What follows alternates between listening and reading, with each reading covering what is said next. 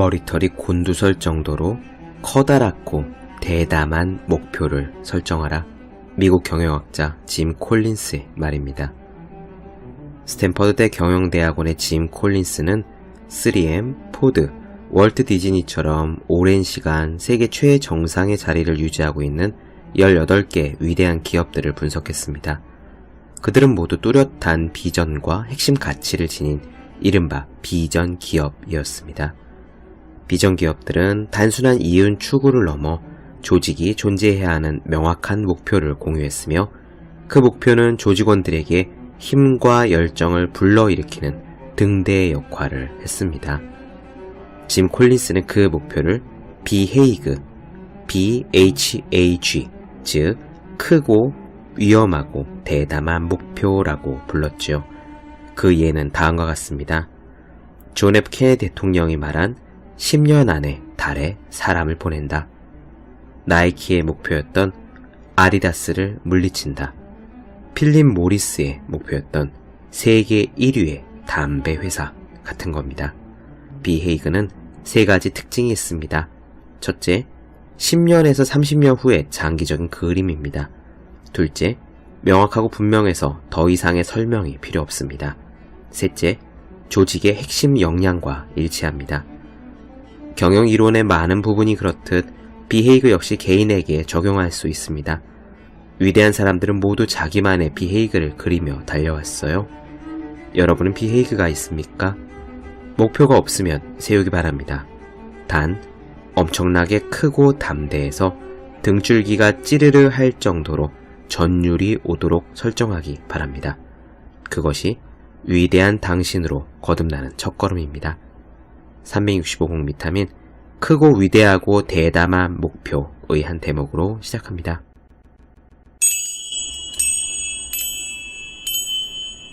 네, 안녕하세요. 본격 공부자극 팟캐스트 서울대는 어떻게 공부하는가 한지우입니다. 제가 최근에 텔레비전을 보다가요, 야구선수 박찬호 선수가 나오더라고요. 군대 훈련소에 입소해서 군사훈련을 받는 그런 예능 프로였는데요. 어쨌거나 평생 운동을 해온 박찬호 선수였음에도 불구하고 아무래도 그가 이제 나이도 있고 해서인지 3km 달리기 하는데 그만 페이스를 오버해서 퍼져버린 그런 모습을 보았습니다. 예능 프로그램 자체는 재미있지만 한편으로는 마음도 좀 아쉽고 그랬습니다. 그러다가 한 가지 생각이 났어요. 예전에 제가 기록을 찾아보니까 그게 2005년 초반의 일입니다. 박찬호 선수의 전성기는 사실 90년대 후반이었거든요. LA 다저스에 있으면서 97년부터 2001년까지 막 14승, 15승, 최고 기록은 18승도 거두었고 아무튼 정말 대단한 성적을 거두었는데 그 다음에 많은 연봉을 가지고 텍사스로 옮긴 다음에 사실 성적이 곤두박질 쳤죠. 그래서 그가 2004년에는 4승 7패라는 초라한 성적을 거둔 바가 있습니다. 그렇게 초라했던 2004년 시즌을 보내고요. 2005년 시즌이 갓 시작되던 그 봄에 박찬호 선수가 자기의 인터넷 홈페이지에다가 썼던 글이 하나 있어요. 실추된 명예회복을 위해 최선을 다하겠다. 반드시 재기하겠다라는 의지를 담은 글인데 그가 쉬는 동안 류슈아 시인이 번역한 에세이집 가슴 뛰는 삶을 살아라를 읽고 거기서 깊은 감명을 받았다면서 2005 시즌에는 반드시 좋은 모습을 보이겠다고 그렇게 다짐을 했었습니다. 박찬호 선수가 인용한 가슴 뛰는 삶을 살아라 라는 책 덕분인지는 모르겠지만 어쨌든 박찬호 선수는 2005년 그 해에 12승 8패라는 괜찮은 성적을 거두고 재기에 성공했고요. 사실 그것이 그때부터 2012년에 한국에서 은퇴할 때까지 박찬호 선수가 한 해에 거둔 가장 많은 승수가 되었습니다. 예능 프로그램에서 그의 얼굴을 보다가 박찬호 선수가 어려웠을 때 그의 재기를 도와준 책 가슴 뛰는 삶을 살아라가 생각이 문득 났네요. 저도 그 즈음에 2000년대 초반에 이 책을 사서 읽고 집안 어딘가에 깊숙이 놓아두었었거든요. 어디 있었는지 기억도 나지 않아서 책꽂이 구석구석, 제 방과 저쪽 방, 책꽂이 안쪽과 뒤쪽까지 샅샅이 뒤져서 찾아냈습니다. 혹시 버렸는가 했더니 아직 버리진 않았네요. 먼지가 켜켜이 쌓여 있어서 마른 행주로 먼지를 여기저기 닦아내고 나서야 안을 후루룩 펼쳐볼 수 있었습니다. 오늘은요, 그리고 어쩌면은 다음 시간 정도까지 이 가슴 뛰는 삶을 살아라 라는 책에 나오는 몇 구절을 나누어 드릴까 합니다. 사실 이 책은 뉴에이지 분야였고 우리나라에서는 에세이 분야로 번역되긴 했는데 이것이 진짜 겪은 일이냐, 있었던 일이냐, 여기 나오는 내용이 사실로서 우리가 받아들일 만한 것이냐라고 묻기 시작하면은 그 답은 아마 얻을 수 없을 겁니다. 그보다는요, 비록 이 내용이 허구일 것일지라도 여기에 담겨있는 우리에게 힘과 용기를 주는 이 이야기들, 하나의 즐거운 이야기처럼 우리에게 영감을 주는 어떤 메시지처럼 그렇게 생각하면서 들어주셨으면 좋겠습니다. 이 책을 번역한 류슈아 시인 역시 서문에서 이렇게 당부를 했어요. 지금 당신이 펼쳐든 이 책에는 특별하고 신비한 이야기가 담겨 있습니다. 우리가 배우고 경험한 것과는 다른 새로운 차원의 메시지입니다. 하지만 나는 당신이 이 책을 너무 심각하게 읽지 않기를 바랍니다. 가벼운 마음으로 마치 구름 거친 날 오솔길을 산책하듯이 책장을 넘기기를 바랍니다. 한 권의 소설을 읽는 것처럼 아니면 상상으로 만든 한 편의 영화를 보는 것처럼 읽어주기를 바랍니다. 당신이 어떤 일을 즐겁고 행복하게 할 때 우주가 그 일을 전적으로 도와준다고 이 책은 말하고 있어요. 당신이 이 책을 펼쳐든 데에는 반드시 무슨 의미가 있을 겁니다.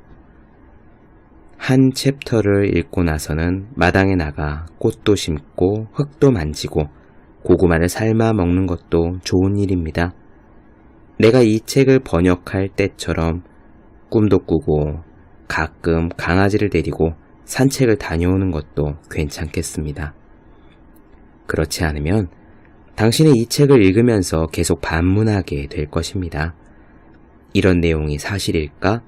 이런 걸 믿어도 될까?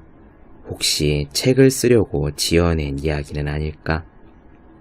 나는 당신이 이 책을 한 편의 신비한 이야기처럼 읽어주기를 바랍니다. 이 책이 갖는 특별함은 그 신비한 이야기 속에 놀랍도록 분명하고 핵심이 되는 삶의 진리가 담겨 있다는 사실입니다.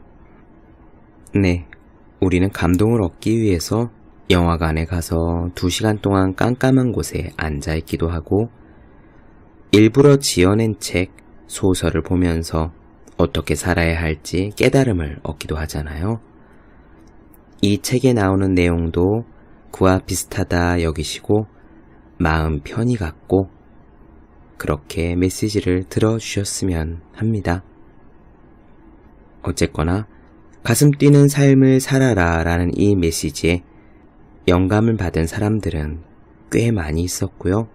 그 중에 한 명이 우리가 그토록 사랑했던 박찬호 선수였기도 하고 그의 재기를 도와주기도 했다는 사실을 기억하면 좋을 것 같아요.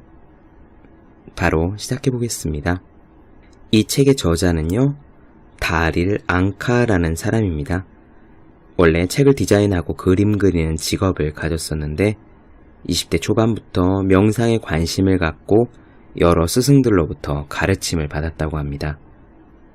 그런데 그렇게 명상 중에 바샤르라는 이름을 가진 어떤 존재가 텔레파시를 통해 말을 걸어왔다고, 바로 그러한 지점에서부터 이 이야기는 시작됩니다. 다릴 앙카는요, 자기가 명상에 들어가기 전에 이렇게 설명을 해요. 자기가 명상에 들어가고 나면 바샤르란 존재가 자기를 통해 이야기를 나누게 될 거다. 이러한 활동을 채널링이라고 한다. 바샤르는 자신이 먼 우주에서 온 존재라고 밝혔는데 나는 지금까지 그의 메시지를 세상에 전하는 역할을 맡아왔다. 이렇게 명상 상태에서 텔레파시를 통해 다른 의식체와 연결되는 것을 뉴에이지 분야에서는 채널링이라고 부르는데 마치 라디오에 채널을 맞추듯 영적으로 채널을 맞춰 다른 차원의 존재와 연결되는 것이다. 사실 이런 일은 그다지 신비한 일은 아니다. 오히려 인간은 일상의 이러저러한 분야에서도 자기가 모르는 사이에 채널링을 하고 있다고 볼 수 있다. 우주의 에너지는 자력을 갖고 있기 때문에 우리가 어떤 생각을 갖느냐에 따라 그것과 같은 파장을 가진 에너지가 끌려오는데 어떤 사람들은 길을 걸으면서 혹은 친구와 이야기를 하면서도 가볍게 채널링을 한다. 그런 사람들을 우리는 직관이 발달한 사람이라고 부른다. 갑자기 어느 순간 멋진 영감과 아이디어를 꺼내놓을 때 그 순간 그 사람은 채널링을 한 것이다. 과거의 자신이든 미래의 자신이든 혹은 다른 차원의 다른 존재와 정보를 주고받았다고 볼 수 있다. 중요한 것은 채널링의 대상을 향해 마음의 전파 수신 장치를 항상 열어놓고 있는 일이다. 나를 통해서 바샤르가 하는 이야기에 귀를 기울여주기 바란다. 네, 책의 전반적인 구성은 이렇습니다. 이렇게 다릴 랑카가 앞에 사람들을 모아두고 명상 상태로 들어갑니다. 지금 나눠드린 이 말씀은 그가 명상 상태로 들어가기 전에 한 안내 멘트이고요. 깊은 명상 상태로 들어간 다음에는 바샤르라고 부르는 다른 존재가 나와서 사람들과 질의응답을 받는 것으로 이야기가 이어집니다. 이 가슴 뛰는 삶을 살아라의 내용은 결국 바샤르라는 존재가 우리에게 해주는 이야기들로 이루어져 있어요. 책은 제법 두꺼운 편인데 이 내용 중에서 제 마음에 와닿았던 부분 그렇게 짤막짤막한 조각들을 한번 나눠드리겠습니다.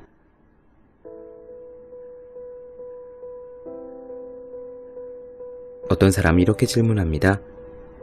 우리에게 가장 말해주고 싶은 것이 무엇인가요? 또 우리가 어떻게 살기를 바랍니까? 이에 바샤르는 이렇게 대답합니다. 삶에서 가장 가슴 뛰는 일, 자신이 가장 원하는 일을 하라는 것입니다. 삶에서 가장 가슴 뛰는 일을 찾는 것, 그것이 당신이 이 세상에 온 이유이자 목적입니다. 그리고 그런 삶을 사는 것이 실제로 가능하다는 사실을 당신들은 깨달을 필요가 있습니다. 자신이 원하는 방향으로 삶을 창조해 나가는 힘은 누구에게나 있습니다. 우리는 그런 힘을 당신들에게 일깨워 주려고 왔습니다.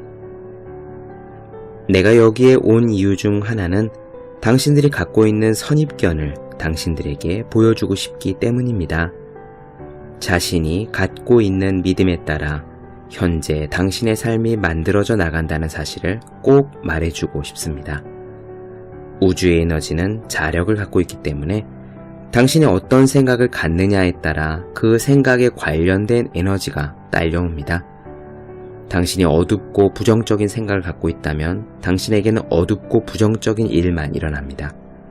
당신이 긍정적으로 가슴 뛰는 일을 하고 있다면 우주는 또 그것과 관련된 에너지만 당신에게로 보내줄 것입니다. 왜냐하면 우주는 당신의 생각에 따라 100% 당신을 돕고 있기 때문입니다. 우주는 다른 것을 할 수가 없습니다. 왜냐하면 우주는 에너지의 집합이고 그 에너지는 자력에 따라 움직이기 때문입니다. 두려움을 믿는 사람은 자신의 삶도 두려움으로 가득 차게 만듭니다. 사랑과 빛을 믿는 사람은 삶에서 오직 사랑과 빛만을 체험합니다.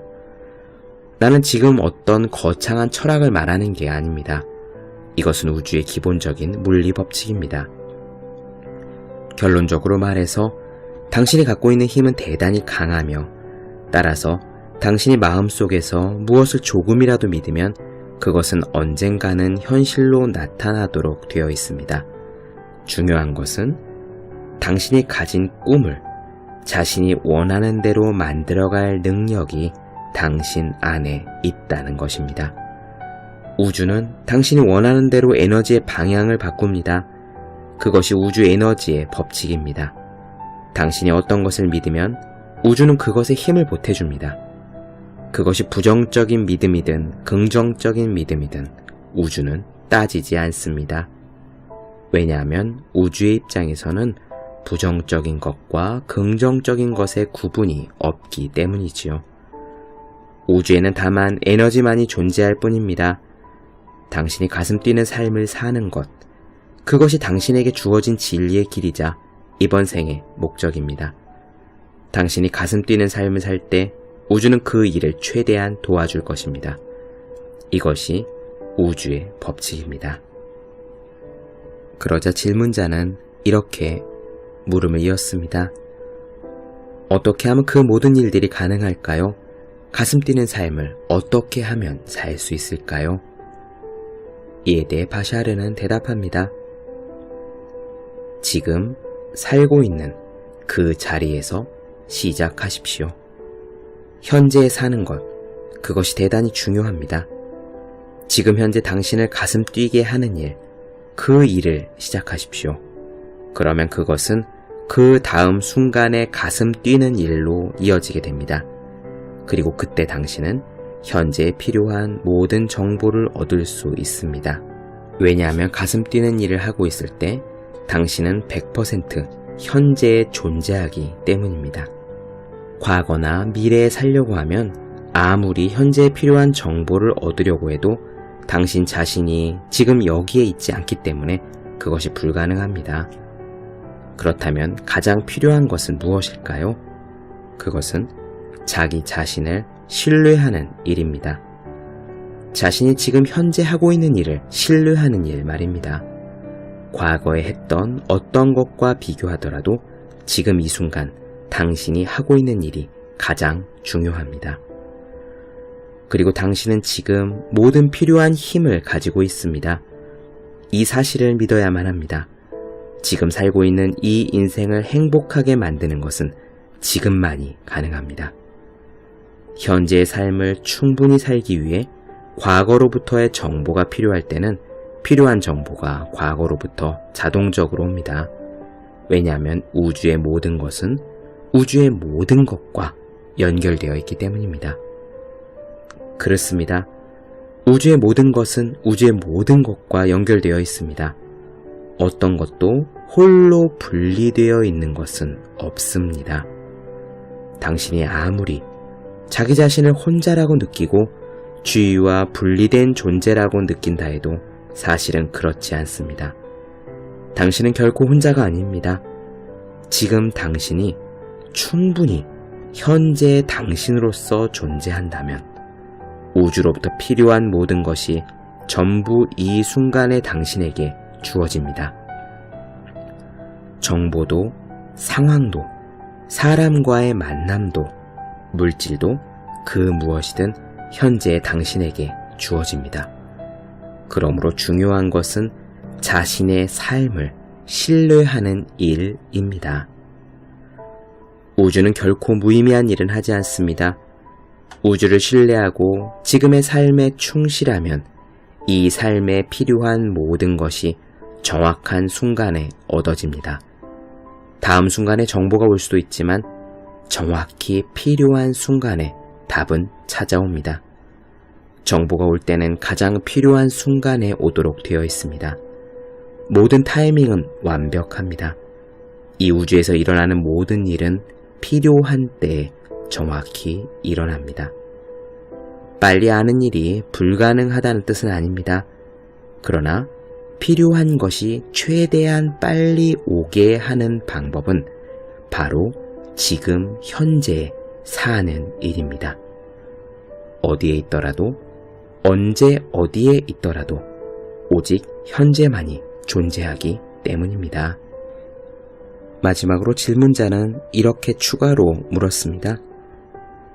영혼의 동반자라는 개념, 즉 소울메이트에 대해 설명해 주실 수 있습니까? 이에 바샤르는 대답했어요. 소울메이트란 같은 영혼의 연장을 말합니다. 소울메이트는 자신의 삶에서 가장 필요한 순간에 당신 앞에 나타납니다. 당신이 어떤 것을 깨달을 필요가 있을 때 그 깨달을 필요가 있는 것을 보여주는 사람이 바로 당신의 소울메이트입니다. 그런 의미에서 당신이 만나고 있는 사람들 모두가 곧 당신의 소울메이트라고 할 수 있습니다. 이것은 결코 상상이나 시적인 표현이 아닙니다. 결론적으로 말해 당신의 삶의 모습을 나타내는 사람들은 모두 우연히 나타나는 것이 아닙니다. 그러나 당신들이 말하는 이른바 소울메이트라는 의미를 나는 이해합니다. 당신들의 사회를 잘 관찰해보면 자신의 소울메이트를 만나면 삶이 행복해질 것이라는 생각이 지배적인 것 같아요. 그런데 자신이 완전해지기 위해서 소울메이트가 필요하다고 생각하는 사람은 소울메이트 없이는 자신은 불완전하다고 믿는 것이나 마찬가지입니다. 따라서 그는 자신이 불완전하다는 사실을 알아주는 사람만을 자신의 삶에 끌어들이게 됩니다. 이것이 우주의 법칙입니다. 우주에서는 같은 것이 같은 것을 끌어당기기 때문입니다. 당신 자신이 이미 완전한 존재라는 사실을 알 때 비로소 당신이 완전한 사람이라고 하는 사실을 보여주는 소울메이트가 나타날 것입니다. 네, 저는 이 부분을 읽으면서요, 옛날에 언젠가 어렸을 때 읽었던 그 동화 하나가 떠올랐어요. 왜 다들 들어보신 적 있을 거예요. 동그라미가, 그러니까 이가 빠진 동그라미가 자신의 잃어버린 한 조각을 찾아서 세상 여기저기를 떠돌다가 조금 작은 조각을 만나기도 하고 큰 조각을 만나기도 하고, 그래서 자신에게 꼭 맞는 조각을 찾지 못하고 방황하다가 결국 그런 조각을 만나 완전한 원을 이뤄서 행복하게 떼굴떼굴 잘 굴러갔다라는 동화 말이죠. 너무나 인상적인 이미지라서 우리들 모두는 그 이야기를 한번 들으면 다 기억하겠습니다만, 제가 언젠가 읽은 책에서 이런 이야기가 나왔어요. 그런 동화 속의 이미지 같은 나의 빈 곳을 꼭 채워줄 수 있는 소울메이트를 만나기를 기대하는 것은 잘못된 생각이라고요. 중요한 것은 내가 부족한 자리, 내가 빈 곳을 바라보면서 이 빈자리를 해결해 줄 사람이 나타나야 되는데 라고 원하는 것이 아니라 지금 바로 이 순간 내가 완벽하게 동그란 원이 되는 것, 나 홀로 있어도 혼자서 떼굴떼굴 잘 굴러갈 수 있는 행복한 동그라미가 되는 것이 훨씬 더 중요한 일이라고 그 책에서는 말했습니다. 지금 이 자리에서 내가 아주 동그란 원이 된다면 그와 비슷한 모양을 가진, 그러니까 역시 혼자서도 떼굴떼굴 잘 굴러가는 동그란 원을 만나게 될 거고, 그렇게 동그란 원 두 개가 만나 꼭 포개져서 함께 떼굴떼굴 잘 굴러갈 수 있을 거다 라고 말이죠. 요컨대 우리는 모두 혼자 있어도 홀로도 행복한 사람이 되어야 합니다. 스스로 나는 부족해, 나는 불완전해, 내 삶은 이러저러한 문제들을 갖고 있어 라고 콤플렉스 때문에 괴로워하고 좌절하는 사람, 그런 사람은 자신의 행복을 다른 누군가에게 의존하고 있는 것이나 다름없기 때문에 혹여 정말 운이 좋아 잘 맞는 조각을 만난다고 할지라도 자신이 원래 갖고 있는 그 불완전함으로 인해서 그 사람을 완전히 행복하게 만들어주기 쉽지 않을 겁니다. 중요한 것은 우리 자신이 완전한 동그라미가 되는 것. 그래서 어느 누가 보더라도 항상 행복한 사람, 함께 있고 싶은 사람, 그런 사람이 되는 것이 중요한 게 아닐까요? 바샤르의 말대로 같은 것을 끌어당기는 것이 우주의 법칙이라면 우리가 완전히 예쁜 동그라미가 됐을 때 우리에게는 우리와 비슷한 역시 완벽하게 예쁜 동그라미가 저절로 딱 맞는 시간에 찾아오게 될 겁니다.